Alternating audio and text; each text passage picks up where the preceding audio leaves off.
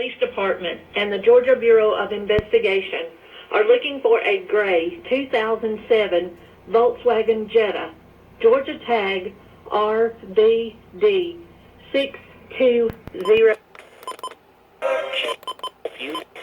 Singleton, a 6-month-old black male, was abducted by Emmanuel Singleton, a 24-year-old black male, and was last seen on Highway 78 headed east, and is believed to be in extreme danger.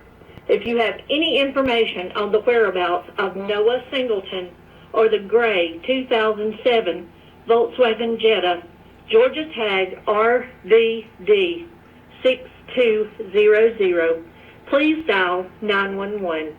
The public can also provide information to the GBI tip line at 1-800-597-TIPS and the CSend app for the iPhone and Android users.